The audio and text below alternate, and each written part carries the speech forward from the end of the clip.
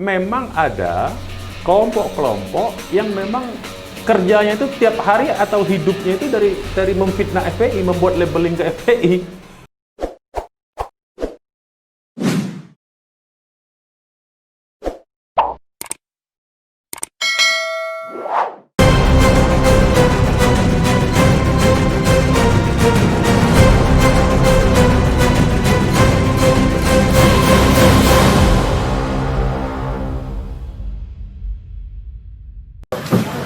Baik, bismillahirrahmanirrahim. Assalamualaikum warahmatullahi wabarakatuh. Pertama-tama kami DPP FPI mengucapkan innalillahi wa inna ilaihi rajiun atas wafatnya, atas syahidnya 6 orang laskar kami yang sedang dalam tugas pengawalan kepada pimpinan kami, yaitu Imam Besar Habib Rizik Syihab. Semoga ke-6 laskar tersebut diterima syahidnya.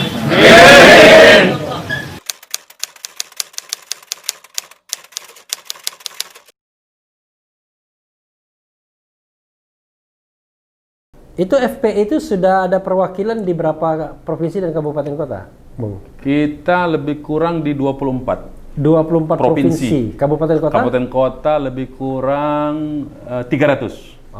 Oke, belum memenuhi syarat. Belum. Kalau untuk jadi politik. kita memang tidak punya niat untuk mendirikan atau menjadi partai politik, jangan salah. Jadi hingga saat ini Tidak ada. Munas kemarin tidak ada. Tidak ada. Munas berikutnya tahun 2027. Wah, ya sudah, udah pasti nggak akan jadi partai politik, 2024 ya kan? nggak mungkin. Dan Artinya, memang kita tidak ingin FPI menjadi partai politik. Oke. Tidak ingin. Walaupun ini sebenarnya fenomena yang agak aneh juga ya dalam politik modern kita kan, karena harusnya aspirasi itu yang paling efektif kan di partai politik. Tapi kan pilihan. Sebenarnya di politik modern itu kan ada gerakan politik elektoral, ya. Ada gerakan politik yang namanya social movement. Oh, dua-duanya ini social movement. ini ya? social movement, FPI itu social movement. Tapi kan kalau social movement kan sebenarnya lebih agile, lebih lincah kalau dia bentuk partai politik kan? Bisa saja di negara-negara Eropa Barat, di Australia itu aktivis-aktivis lingkungan yang tadinya adalah social movement kan mendirikan partai hijau. Partai hijau. Iya kan? Green Party. Party. Yang alamatnya di Raden Saleh. Ada Green Party juga. Ada juga itu, ada teh itu juga. Partai hijau itu ya. Nah, jadi itu praktek-praktek yang sudah ada memang, tapi kan dalam pertarungan politiknya kan mereka juga di Eropa, kita lihat di Australia juga kan aspirasi politiknya juga menjadi kecil. Ya, karena memang kelompok elit kan. Karena dia elit. Nah, kita mencoba untuk tetap dalam gerakan sosial supaya amplifikasinya tidak dibatasi oleh baju politik sebetulnya. Tapi kan kalau kita lihat kegiatan ya, jauh lebih bebas kalau dalam bentuk partai politik kan. Ya contoh lah, kita kan punya sahabat misalnya Fahri Hamzah kan. Kita belum tahu tuh partainya lebih besar dari FPI atau besar Gelora kan. Ya. Tapi dalam melakukan kegiatan, dalam melakukan political performance jauh lebih bebas kan, lebih terlindungi sepertinya. Mengkritik pemerintah juga lebih enak rasanya. Ya, tapi faktanya kan tidak ada kritik di parlemen sekarang oleh partai-partai itu. Ya, maksud saya partai Gelora, partai yang di luar parlemen. Belum juga ada kritik kan? Ya, minimal Fahri Hamzah kan masih menjalankan kritik. Secara individual performan Fahri Hamzah itu. Ya, tapi kan kalau ketika dia menjadi bagian dari partai politik lebih terlindungi kan. Oh, tapi FPI nggak perlu dilindungi ya? Nggak perlu. Karena kita ini gerakan sosial. Pak ya budak Palembang ini kalau keras kepala. Jadi Bung Maman begini ya. Pengetahuan masyarakat itu kan sangat bergantung dari informasi yang dia makan. Ya, betul itu. Atau yang dipasok orang. Yang dikonsumsinya. Dikonsumsi. Jadi kadang-kadang kita boleh memilih makanan. Nah, ini kan kita bisa pilih nih makanan. Tapi kalau kita lapar, makanan apapun kita sikat. Iya, kira-kira gitu. Betul. Kok ada kesan ya, FPI ini tetap kelompok yang menakutkan. Betul. Kelompok preman. Ya. Ya. Padahal kan juga kita mencatat ya secara objektif ketika ada tsunami di Aceh, mereka turun. Ngangkut-ngangkut mayat dan lain sebagainya. Ketika ada gempa di Palu ya. Juga turun. Tapi tetap saja FPI ini dianggap sebagai kelompok preman. Nah, pertanyaan saya biar lebih tajam. itu karena para anggotanya yang low level sehingga kurang bisa memberikan komunikasi yang sehat ke media, atau memang ada faktor lain? Jadi ada dua faktor, ada dua variabel. Oke. Variabel pertama itu memang kita baru membangun komunikasi melalui media secara terbuka, melalui internet, melalui website, ya, melalui apa namanya channel YouTube, Front TV, itu baru 2017 ke atas, baru 3 tahun. Baru 3 tahun. Jadi memang selama ini sejak FPI berdiri tahun 98 sampai dengan 2017 itu lini masa media sosial maupun media mainstream itu dibanjiri oleh informasi dari pihak musuh FPI. Oke. Sehingga masyarakat musuh FPI itu contohnya? Musuh FPI itu orang yang anti dengan apa namanya kelompok Islam yang membesar. Oke, contohnya? Ya banyak, misalnya di media-media ya.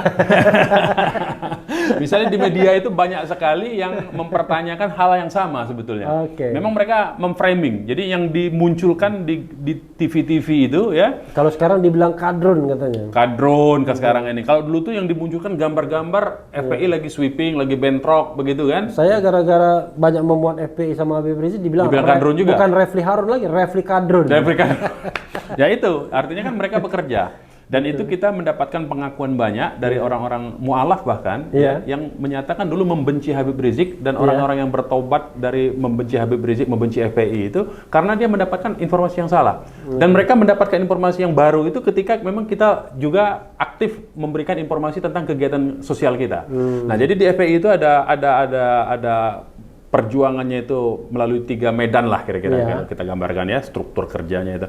Ada medan dakwah, ada medan hisbah, ada medan jihad. Nah, medan dakwah ini kita selain dakwah bil lisan juga itu dakwah bil hal namanya. Melalui perbuatan amalan sosial. Kita banyak misalnya memberikan apa namanya bantuan-bantuan sosial untuk pembangunan rumah-rumah, meneruskan programnya Kementerian Sosial tapi kita secara individu sekarang. Rehabilitasi rumah-rumah, tapi satu-satu rumah tidak bisa lagi banyak karena kemampuan kita kan sedikit. Kemudian kita bantuan pendidikan yatim, kemudian bantuan medis yang sakit, orang-orang yang sakit. Kemudian kita melakukan aksi sosial misalnya dalam setiap bencana kita turunkan relawan, termasuk itu sebetulnya sejak FPI berdiri bantuan relawan ini terus dilakukan, cuma tidak tercover selama ini. Nah, jadi inilah sebetulnya memang ada keterlambatan ya membanjiri informasi publik itu dengan apa yang dilakukan oleh FPI dari aspek kegiatan-kegiatan dakwah sosial ini sebetulnya. Nah, itu yang menyebabkan ya variabel pertama, keterlambatan kita. Variabel kedua, memang ada kelompok-kelompok yang memang kerjanya itu tiap hari atau hidupnya itu dari memfitnah FPI, membuat labeling ke FPI. Dan itu mereka mendapatkan rating juga, mendapatkan dana, mendapatkan semacam mereka mengajukan proposal untuk menstigma, itu diajukan ke berbagai macam funding agensi, termasuk funding agensi dalam negeri. Ada itu ke ininya, kegiatannya itu ada. Yang ada kakak pembinanya gitu. Ada kakak pembinanya. Bahkan yang demo-demo ini, yang belakangan ini marak demo anti terhadap Habib Rizik, ya, itu pun ada arrangernya, ada pendananya, ada motornya. Jadi itu mereka pakai drum band ya? Iya, betul. Disebutnya itu cipta kondisi, operasi cipta kondisi dengan menggalang Toga dan Thomas, tokoh agama dan tokoh masyarakat. Luar biasa. Toga dan Thomas. Toga dan Thomas, ada itu. Dan itu dilaporkan rutin. Ini seperti bahasa-bahasa yang saya sering dengar. Nah, kira-kira begitulah selama ini. Itu yang menyebabkan kenapa FPI dianggap preman, tukang palak segala macam ya. Padahal termasuk FPI yang menyebarkan FPI tukang palak, menerima setoran dari tempat-tempat hiburan itu wartawan-wartawan juga. Saya mau katakan begitu, terang-terangan saja. Wartawan-wartawan yang memang sejak awalnya itu dia kita bicara pekerja medianya tanpa menyebutkan medianya ya. Ada beberapa wartawan yang memang dia selain wartawan dia aktivis sebetulnya, aktivis satu kelompok lain yang memang kerjanya itu memiliki agenda setting. Nah, dalam soal ini saya mau katakan, saya pernah punya dokumen dari laporan dari Kedutaan Besar Amerika di Jakarta yang melaporkan kepada pemerintah pusatnya lah, Menteri Luar Negeri lah ya, kan kedutaan di bawah Menteri Luar Negeri Amerika kan. Siapa? Hillary Clinton dulu. Laporannya, saya dapat laporan itu, dokumen laporan mulai dari tahun 2003, 2004, 2005, 2006, 2007 sampai 2008 saya dapatkan. Oke. Ya. Isi laporannya apa? Belum Hillary Clinton. Colin Powell mungkin ya? Mungkin ya. Colin bukan. Powell. Atau Madeleine Albright. Condoleezza Rice mungkin, Condoleezza Rice mungkin. Iya, Sampai Condoleezza 2008. Rice. Saya dapat Condoleezza Rice. kira-kira 6-7 tahun lah laporan itu. Iya. Setiap tahun saya download itu. Iya. Sekarang sudah tidak bisa diakses. Oke. Kalau dulu saya bisa akses. Saya download, saya lihat laporannya bahwa kedutaan Amerika di biro komunikasinya, Iya. ya, dan biro komunikasi ini adalah dana yang tidak dilaporkan ke APBN Amerika, ya, di bawah Public Service, Information Public Service namanya. Iya. Bahwa mereka bekerja sama dengan media-media mainstream di Indonesia untuk membuat acara-acara menandingi atau meliberalisasi Islam di Indonesia. Saya punya laporannya. Konkret kok, lembaga TV-TV mana saya punya datanya, media-media cetak mana saya punya datanya. Nggak saya sebut aja. Oke. Ya, saya punya. Jadi by design-nya itu dalam konteks ini bukan cuma nasional tapi global. Termasuk FPI yang disebut di dalam laporan itu yang harus dikecilkan perannya dan harus dijadikan kelompok kriminal. Ada laporannya, saya punya. Jadi saya berani ngomong begini karena by dokumen. Oke. Ya, jadi kalau kedutaan Amerika ini dia akan lapor ke polisi mungkin. Silakan saja. Tapi itulah Saya realitasnya. berharap lapornya ke polisi Washington ya. Ke Dewan Keamanan PBB. Biar Anda dipanggil ke sana. Dipanggil ke sana. Jadi itulah realitasnya, Bung. Iya. Ya, jadi variabelnya selain memang kita telat membanjiri, ada faktor eksternal yang memang sengaja mendesain kelompok-kelompok Islam, partai Islam, ya, ormas Islam sebagai labelingnya itu negatif. Oke. Begitu. Yang menarik lainnya ya perkembangan terakhir FPI dan Habib Rizik tentunya ya, yaitu ketika 100 tokoh yang hadir kemarin di 1-2, yang entah 100 entah enggak itu soal lain ya, tapi yang jelas banyak. Tidak hanya tokoh-tokoh agama, tapi juga tokoh-tokoh di luar mainstream keagamaan. Bahkan ada non-muslim ya, seperti Rocky Gerung begitu ya. Walaupun sebenarnya saya lihat, wah ini satu arus semua ini kayaknya yang membangun oposisi semua. Tapi it's okay. Tapi itu pertemuan kelompok oposisi sebetulnya. Kemarin itu pertemuan kelompok oposisi. Oh, kelompok oposisi. Iya. Kan tapi kita undang itu. Ada kesan bahwa sekarang FPI mau melebarkan visi dan misinya untuk merangkul kelompok-kelompok yang satu visi dan satu misi, atau bahkan barangkali tidak satu visi tapi satu sikap terhadap pemerintahan sekarang. Itu bagaimana? Ya saya kira begini, tadi saya sebut ya sebelum masuk ke sini ya, tadi saya sebut kenapa saya harus endorsement nama US Embassy di Jakarta ya, karena ini kan beredar isu yang dikembangkan oleh pihak yang sekarang kontra terhadap oposisi. Bahwa Habib Rizik dibiarkan pulang karena ada kepentingan Amerika. Cina. Amerika. Supaya Amerika ingin mengganggu kepentingan Cina di Indonesia. I know. Jadi maksudnya biar Habib Rizik yang jadi pionnya, kira-kira begitulah bahasa kasarnya kan. Nah, seolah-olah Habib Rizik ini kerjasama dengan Amerika kan, dalam framing mereka kan. Ya, ini saya mau buktikan bahwa Amerika itu ngebukin FPI itu sudah sejak tahun 2000 awal sampai sekarang nggak berubah. Jadi itu saya mau tapi dulu ngebukin dan sekarang mereka mau dijadikan teman. Enggak, waktu dulu Osama bin Laden kan dia ciptakan lalu dia perangin. Pernah berkawan, di FPI tidak pernah berkawan. Oke. Mike Pompeo kemarin datang bukan ke FPI kan?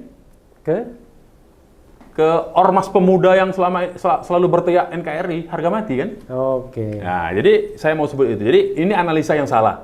Saya mau membantah karena ini beredar.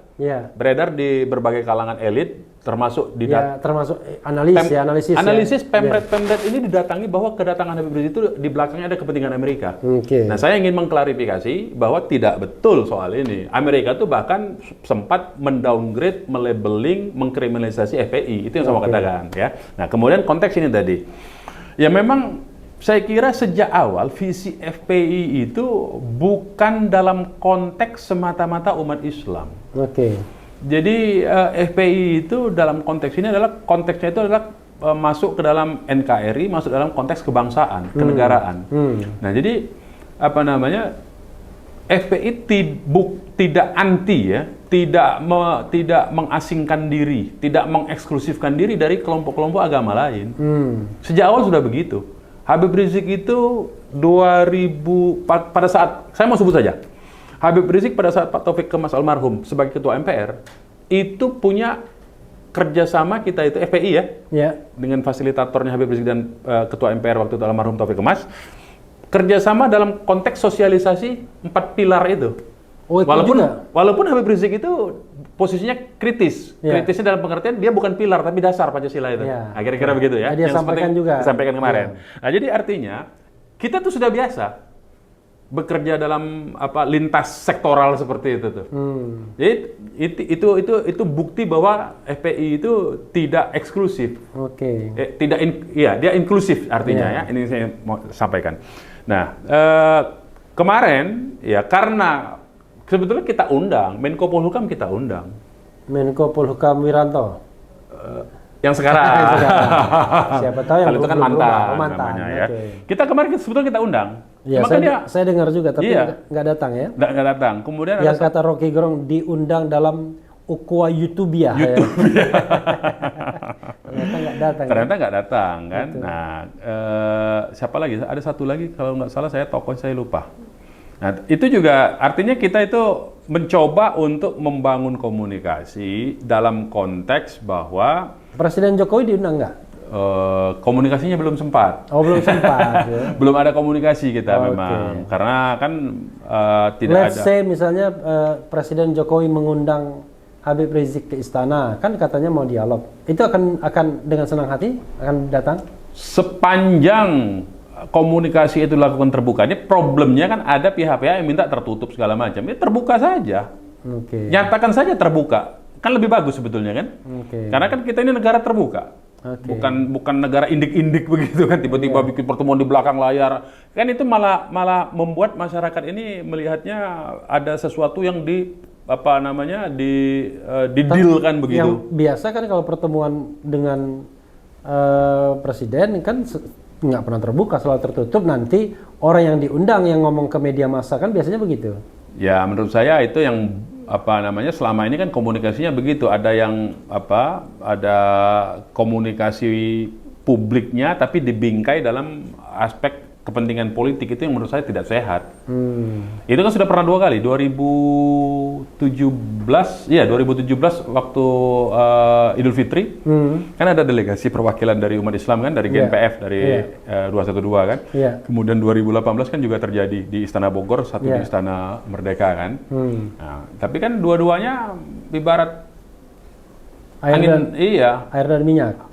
Bukan air dan minyak. Angin lalu, nggak ada implikasi. Gone with the wind, berlalu bersama angin. Nah, saya kira hal-hal yang demikian ini. Tapi ada satu hal lagi yang ingin saya tanyakan ya. Satu hal terus pokoknya. Satu hal. Dari tadi satu hal ya, padahal udah 2 jam ya. Padahal 2 jam ya kan. Soal Habib Rizik ya. Tiba-tiba CPCS sama kemarin itu. Saya muat juga dalam YouTube saya. Melakukan survei dari tanggal 10 sampai tanggal 20 November. Oh, ini lembaga survei ini, CPCS ini? Iya, nggak tahu ya, lembaga survei atau lembaga underbow-nya FPI, kita nggak tahu. Tiba-tiba melejit, Habib Rizik, sudah nomor 4 sekarang, ya kan? Di bawah Prabowo, Ganjar Pranowo, Ridwan Kamil, dan Habib Rizik. Nomor 5 Anies Baswedan. Wah, pening kepala Anies, ketemu Palembang kan? Iya. Ada niat untuk menjadi calon presiden? Menurut bisik-bisik tetangga. Itu ini dulu, surveinya popularitas, akseptabilitas, atau elektabilitas. Iya. Nomor 5. Sebelumnya tidak pernah disebut. Nggak pernah disebut ya. Ibaratnya kata Palembang itu terdengar lagi tidak. Terdengar lagi tidak. Ya menurut saya kan survei itu kan dia ada kondisi-kondisi prasyarat-prasyaratnya. Kenapa Habib Rizik ini jawab secara metodologi survei saja ya. Kenapa Habib Rizik namanya bisa di posisi nomor 4 misalnya? Ya wajar saja, seminggu, 2 minggu ini kan berita tentang Habib Rizik kan menjadi headline semua di media massa. Dan mungkin juga oleh surveyor nama Habib Rizik dimasukkan on the list ya kan? On the list bisa saja. 1, 2, 3 sampai 10 Ibaratnya kalau 11 dan lain-lain. Ibaratnya kalau kata teorinya Sahganda Nenggolan yang ahli-ahli survei, kita mau survei apakah harga cabai ini, persepsi masyarakat harga cabai naik atau tidak. Nah, beberapa hari sebelumnya dibanjiri dulu pasar cabai. Oke. Harganya jatuh kan? Ya, oke. Begitu harga jatuh, disurvei bagaimana pendapat masyarakat? Ya harganya turun. Oke. Begitu. Kira-kira begitu Berarti saja kalau survei itu. Sekarang lagi pasang naik ya, ibarat pasang Ya karena sungi di Palembang. Lagi pasang naik. naik. Ya, jadi ibaratnya begitu. Jadi belum jelas apakah beliau berminat untuk berkompetisi. Beliau itu tidak punya agenda politik saya kira ya. Oke. Dalam FPI itu tidak punya agenda politik dalam pengertian politik power game seperti itu. Power struggle ya. Power game lah ya, permainan Power game, kekuasaan ya. Oke. begitu ya. Oke. Kalau power struggle iya, kita memperjuangkan kan. Oke. Perjuangan ininya Iya. kekuatan lah ya. Tetapi power game-nya itu kita tidak sampai ke situ. Oke. Kita lebih kepada tadi nilai-nilainya saja. Jadi FPI itu Kalau nilai itu kan sudah embedded ya, sudah di dalam Iya, dirinya. Tapi kan bagaimanapun political performance pasti penting. ya. Kita tahu bahwa FPI mendukung Anies Baswedan dalam pemilihan Gubernur DKI 2017. Iya, Udah jelas itu kan? Jelas itu. Mendukung Prabowo Subianto dalam 2 kali Pilpres. Udah jelas kan? Yang pertama tidak gitu. Oh, yang pertama enggak. Yang 2019 2019 yang terbuka dan Oke. bekerja betul tuh itu. pertanyaannya adalah 2022 ada pemilihan Gubernur DKI akan mencalonkan Anies Baswedan lagi, mendukung? Kalau di undang-undang pilkada yang direvisi itu tidak ada 2022 sudah tidak ada lagi, disatukan dengan 2024. Ya itu kan memang agendanya. Ya. Jadi dua-dua nggak ada. Itu memang agendanya. Yang terakhir ini sekarang pilkada. Jadi pilkada Ya. dilakukan setelah Pilpres. Bareng katanya. Ya, berbarengan. oke lah, berbarengan. Berbarengan. Jadi barang itu nganggur 2 tahun. Nah, ya itu kan PLT nanti. Iya, makanya barang itu nganggur 2 tahun. Iya. Yang di DKI kan? Iya betul. Gitu kan. Nah, ini buat Anies itu ngomong juga di sini. Harusnya Anies begitu. Oke. Iya. Ya tapi itu kan belum harga mati kan. Yang namanya undang-undang bisa aja diubah kan. Bisa, cuma Tergantung arusnya. Tapi ya kan tergantung arusnya kan arusnya. nggak menguntungkan. Iya. Berarti 2024 FPI akan mendukung Anies Baswedan dan partainya partai PKS. Kan kita belum tahu Anies Baswedan maju sebagai apa di 2024. Apa sebagai gubernur DKI lagi atau sebagai presiden, kita belum tahu. Itu belum satu tahu. hal. Oke. Yang kedua, PKS juga kan kita lihat evaluasi programnya kan. Belum tahu juga. Kalau Prabowo udah pasti enggak. Ya saya kira kalau posisi Pak Prabowo ini kan sejak Kalau masih sudah panggil 10 tahun berarti dia kan 15 tahun nih menjadi calon terus kan. Ya. Saya kira kasihan juga kalau 15 tahun calon berturut-turut kan. Loh, Joe Biden itu Nah, kalau dari segi usia kan kalau usia iya nggak ada ya, masalah. nggak masalah. Tapi kan calon berturut-turut itu kan. bagus kan? tapi Artinya masa artinya konsisten. IIA namanya itu. Itu aja. Bukan L4, lo lagi. Itu kalau orang Jakarta. Kalau kata anak Palembang IIA. Itu aja. Itu aja. Orang Palembang yang mau ngomong Jakarta itu aja katanya. Jangan basing aja. Jangan basi aja. Kalau tadi negara Indonesia ya. Iya, Sekarang negara besar.